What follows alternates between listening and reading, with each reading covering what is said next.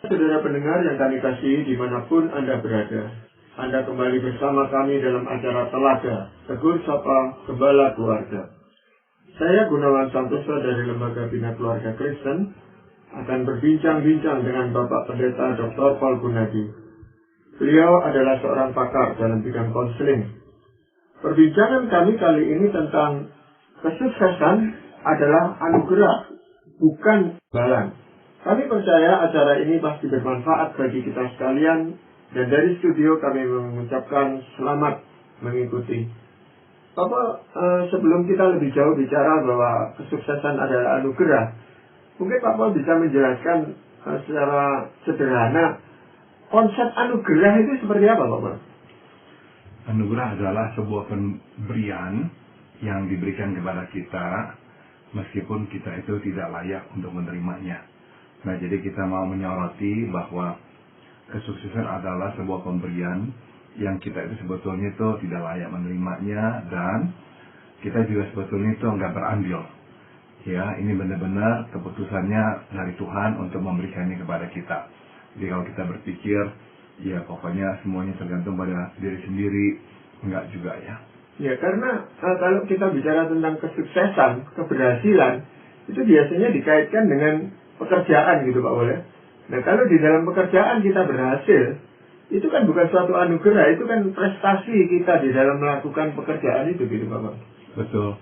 Dan ya kita juga tahu Pak Gunawan bahwa berapa banyak orang yang bekerja dan memang mereka bekerja dengan setia dan sebaik-baiknya, tapi ya tetap aja nggak naik-naik pangkat misalnya. Jadi ya kita mau menyoroti bahwa kesuksesan adalah anugerah ya, bukannya sesuatu yang memang kita bisa pastikan untuk diri kita. Iya, jadi bagaimana ini Pak Bol? Jadi kita mau melihat bahwa kita nggak boleh memperlakukan Tuhan seperti mesin soda, Pak Gunawan. Ya, tinggal kita masukkan uang, maka keluarlah minuman kalengan dari mesin itu. Ya, Tuhan bukan mesin soda dan Dia tidak akan membiarkan kita memperlakukannya sebagai mesin soda. Nah, itu sebab kadang bukannya Ia melimpahkan kesuksesan kepada kita yang hidup dalam ketaatan, Dia malah melimpahkan kita dengan kesusahan. Ya, sudah tentu kita bingung ya, mengapa Tuhan membalas kebaikan dengan kepahitan. Nah, ini yang kita akan soroti, kenapa Tuhan kok tidak selalu ya membalas ketaatan kita dengan keberhasilan. Iya, memang ini yang seringkali menjadi pertanyaan banyak orang, terutama orang-orang Kristen ini. Kenapa sih Tuhan itu kok seringkali atau acap kali itu membalas kebaikan dalam tanda petik itu, kebaikan kita kan semu sekali Pak, dengan sesuatu yang kurang menyenangkan, dengan yang istilahnya Pak Paul tadi dengan kepahitan malah. Ini sebenarnya konsepnya bagaimana Pak Paul?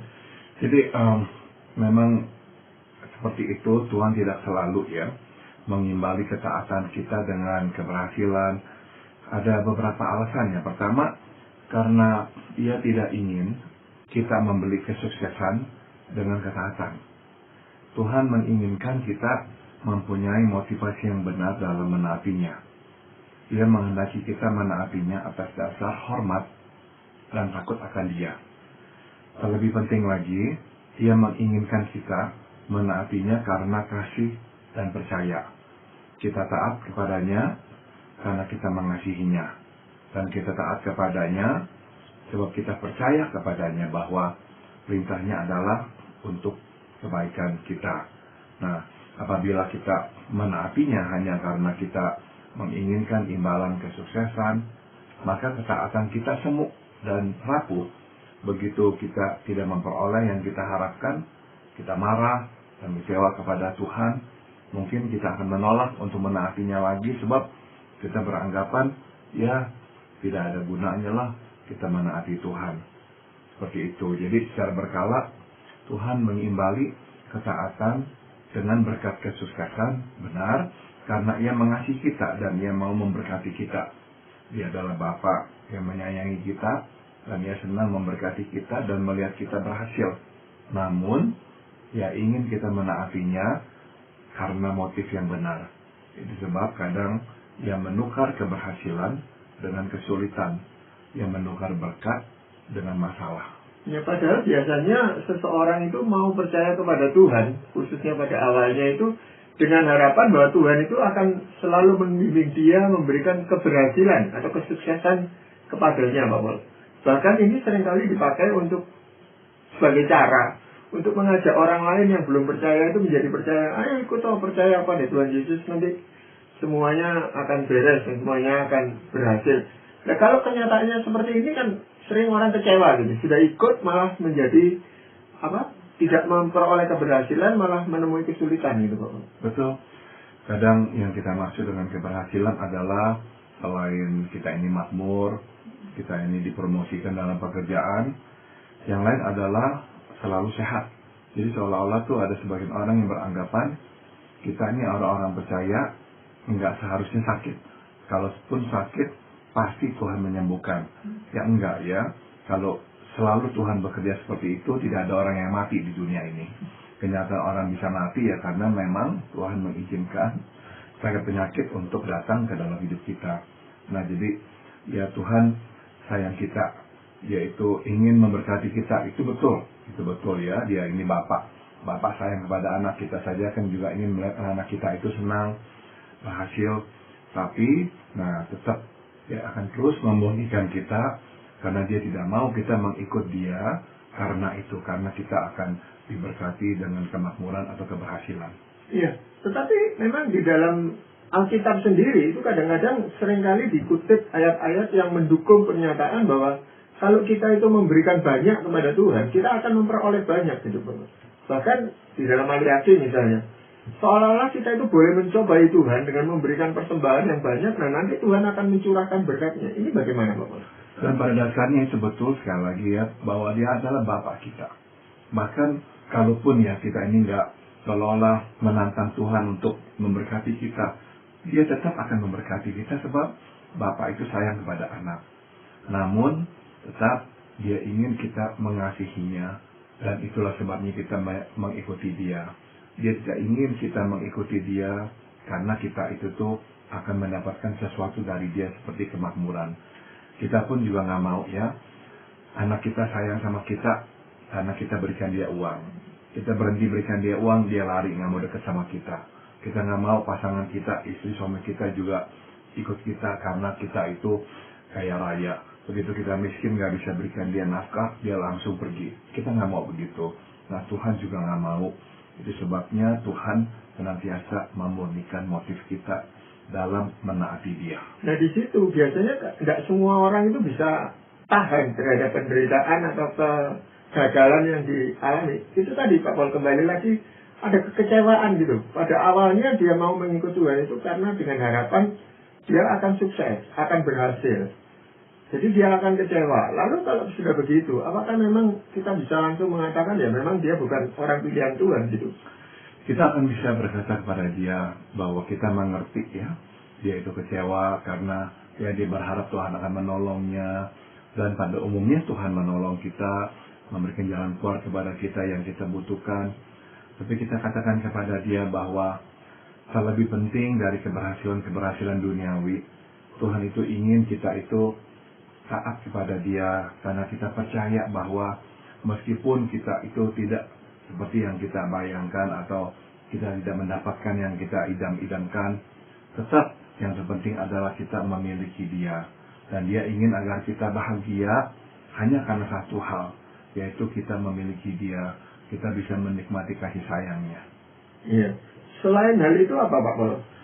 Yang kedua adalah Tuhan tidak selalu mengimbali ketaatan dengan keberhasilan sebab ia ingin kita ingat bahwa keberhasilan adalah anugerah. Nah ini tema kita ya.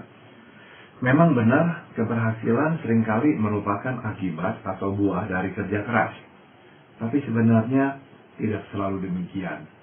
Begitu banyak orang yang bekerja keras dari pagi sampai malam namun keberhasilan tidak kunjung datang. Berdasarkan kenyataan ini, kita dapat menyimpulkan bahwa sesungguhnya keberhasilan adalah anugerah, pemberian Tuhan semata. Untuk alasan yang tidak selalu kita ketahui, ia menganugerahkan keberhasilan kepada orang-orang tertentu, tetapi tidak kepada semua orang. Nah, sebagai manusia, nggak bisa enggak, ya kadang kita iri dan mungkin marah melihat Tuhan memberkati orang-orang tertentu dengan keberhasilan. Kita iri karena kita beranggapan bahwa sebenarnya kita jauh lebih layak menerima berkat keberhasilan ketimbang orang-orang itu. Kita hidup taat dan takut akan Tuhan, tetapi mereka tidak. Jadi seharusnya Tuhan melihat itu dan tidak melimpahkan berkatnya kepada mereka. Namun itulah yang terjadi. Tuhan terus memberkati mereka. Nah, tatkala itu terjadi, tidak bisa tidak ya Pak Gunawan, kita merasa Tuhan tidak adil. Mengapa Ia memberkati orang yang tidak hidup dalam ketaatan?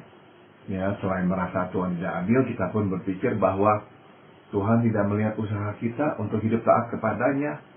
Kesimpulan ini membuat kita berpikir percuma terus taat kepadanya. Toh Ia tidak melihatnya dan tidak menghargainya. Kalaupun melihat, ternyata Ia lebih menyayangi orang lain yang justru tidak taat kepadanya. Ya, ini memang seringkali menjadi pergumulan atau pertanyaan dari orang-orang yang begitu setia mengikut Tuhan, yang begitu rajin melayani Tuhan, tetapi banyak sekali kegagalan yang dialami. Nah, ada orang yang mengatakan ya ini pasti ada dosa di dalam dirinya, padahal orang itu sudah mengoreksi dirinya, dosa apa saya ini gitu loh. Dia tidak jelas sekali Pak Paul. Dan ini menimbulkan kebingungan dari banyak orang. Kita tentu ya harus selalu introspeksi diri ya. Karena kita nggak sempurna, bisa jadi ada dosa dalam hidup kita.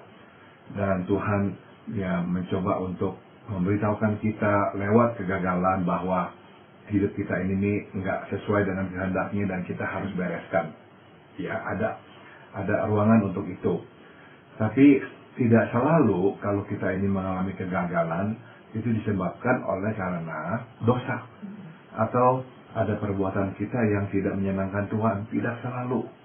Ya saya teringat contoh mantan Presiden Amerika Serikat yang bernama Abraham Lincoln. Beliau mengalami begitu banyak kegagalan dalam hidupnya, mencalonkan diri menjadi anggota DPRD, anggota DPR, MPR, nggak pernah berhasil, gagal terus. Nah terakhir tiba-tiba ya dia itu bisa dicalonkan dan dipilih menjadi Presiden Amerika Serikat. Dia hanya berdinas atau melayani selama 1 termin berikutnya baru mulai dia udah dibunuh. Nah kenapa itu? Sebab Tuhan memang menunjuk dia untuk menjadi pemersatu Amerika di dalam masa perang saudara. Kalau dia nggak pernah mengalami kegagalan dan kesusahan, dia mungkin nggak akan menjadi orang yang setabah dan sekuat itu. Nah jadi kadang Tuhan mengizinkan kegagalan supaya kita ini kuat, tabah, agar nanti kita bisa melakukan sesuatu yang memang Tuhan sudah siapkan untuk kita. Kadang-kadang itu juga.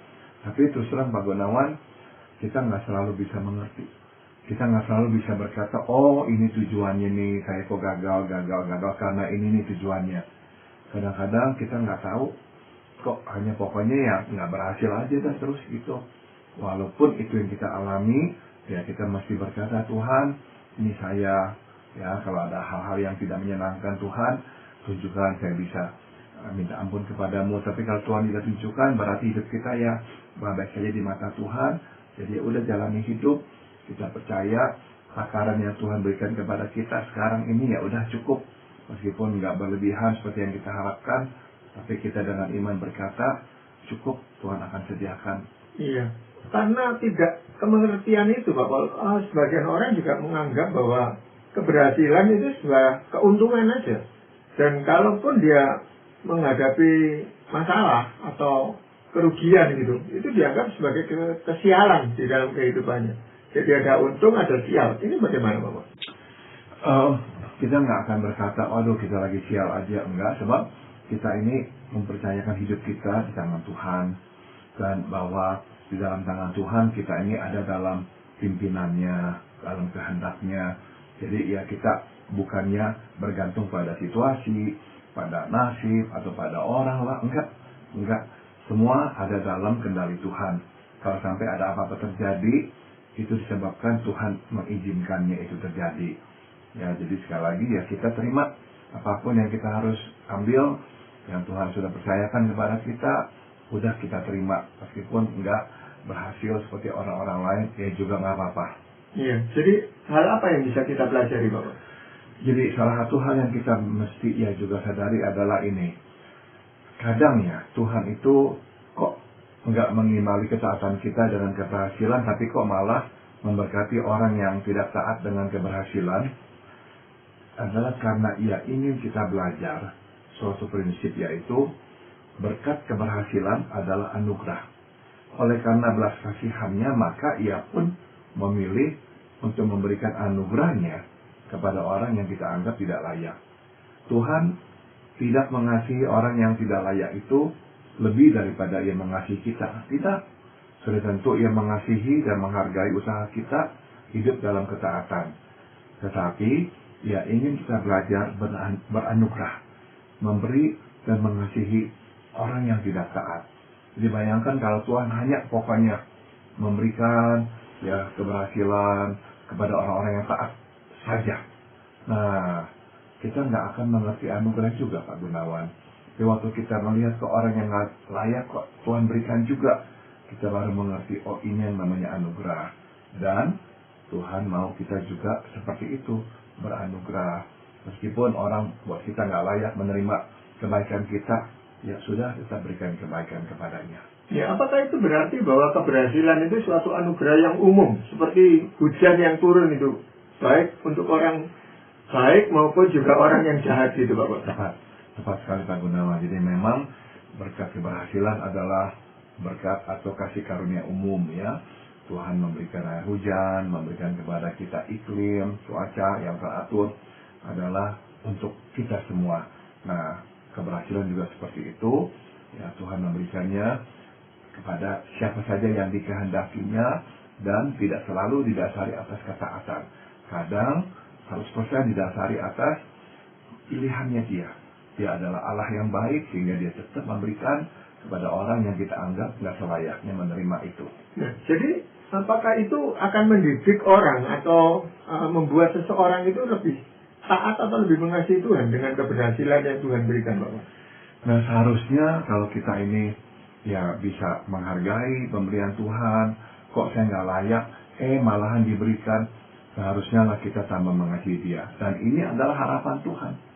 Waktu orang-orang yang misalkan lah ya nggak layak menerima kebaikan Tuhan, tapi kok menerima kebaikan Tuhan.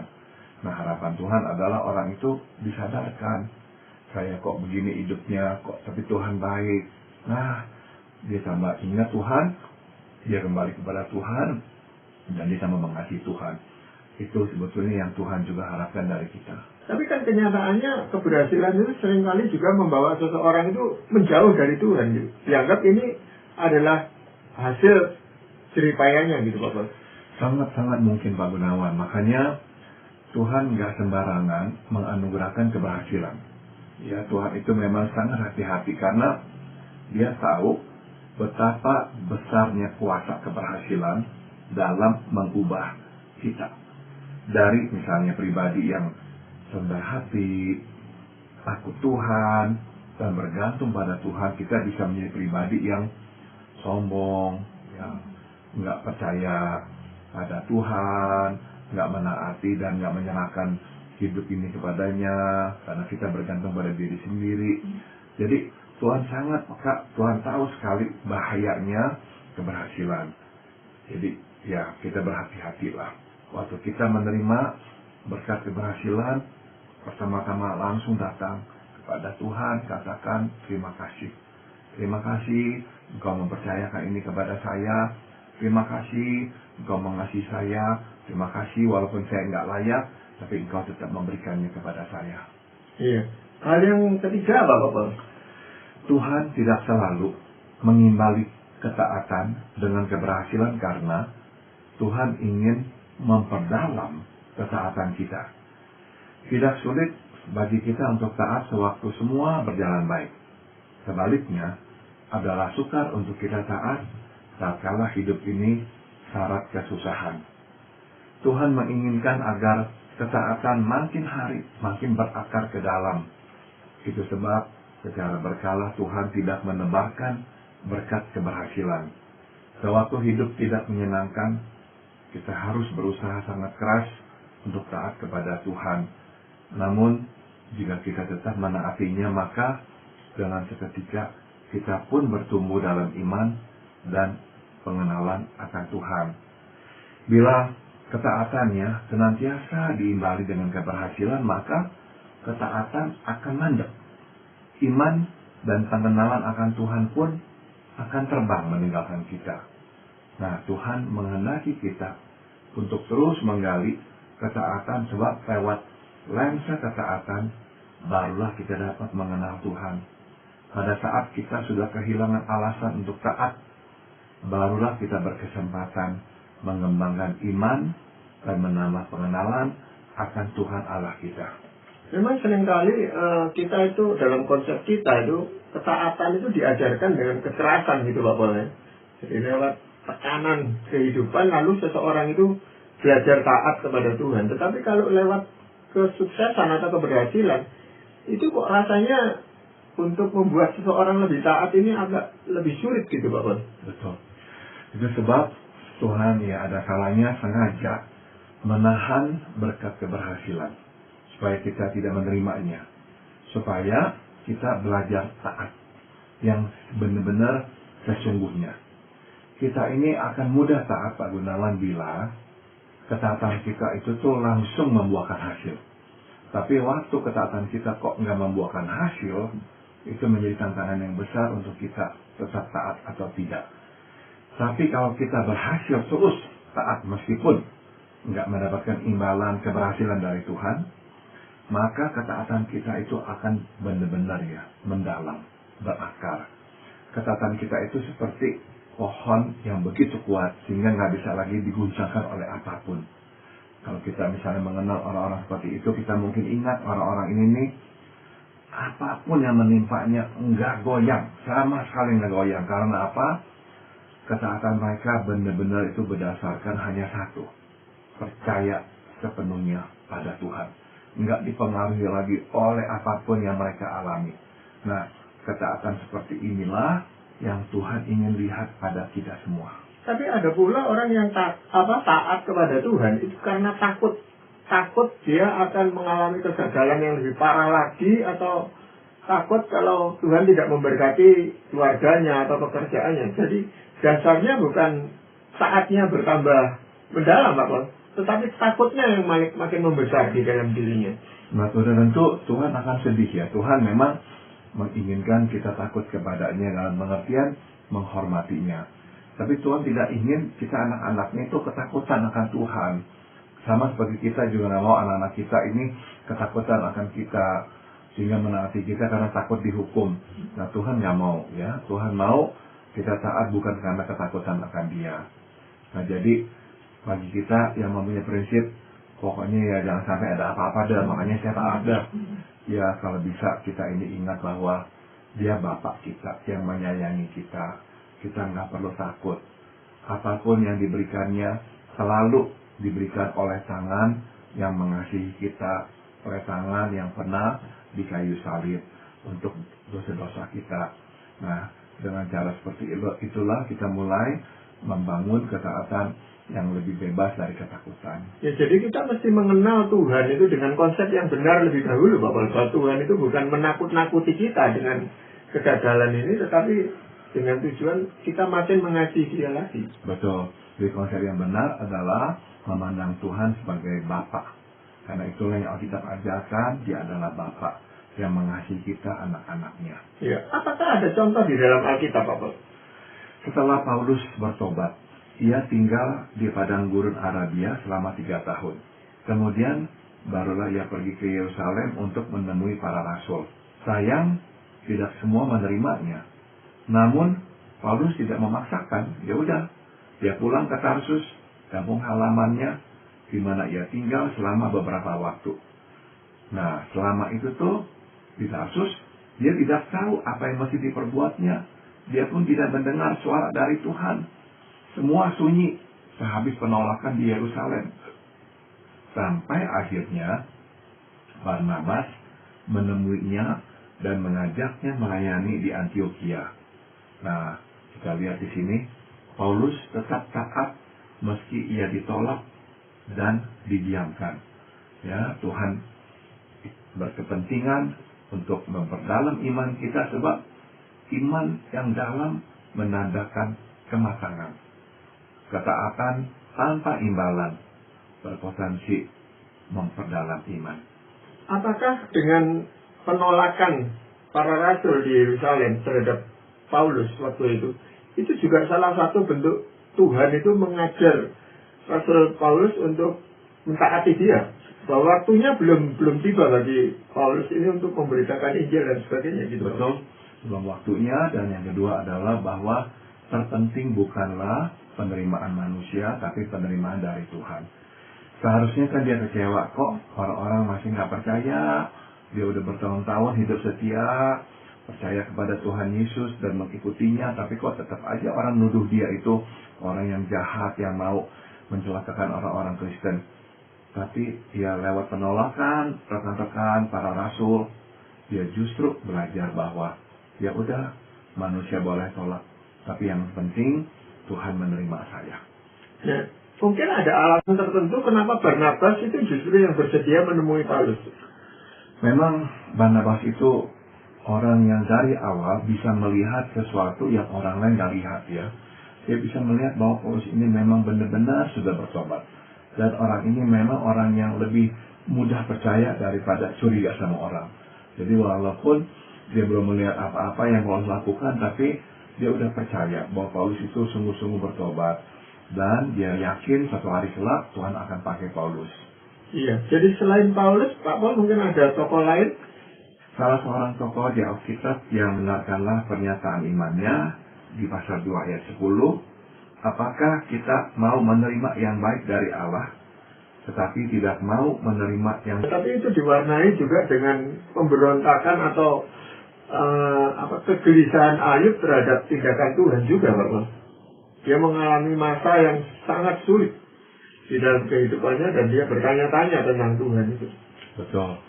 Ini adalah reaksi wajar ya, Pak Gunawan, manusia yang bimbang. Pada akhirnya kelihatan kemurnian iman dan ketaatan Ayub kepada Tuhan. Terima kasih Pak Paul untuk perbincangan ini, dan para pendengar sekalian, kami mengucapkan terima kasih Anda telah mengikuti perbincangan kami dengan Bapak Pendeta Dr. Paul Gunadi dalam acara Telaga, Tegur Sapa Gembala Keluarga. Kami baru saja berbincang-bincang tentang kesuksesan adalah anugerah, bukan imbalan. Bagi Anda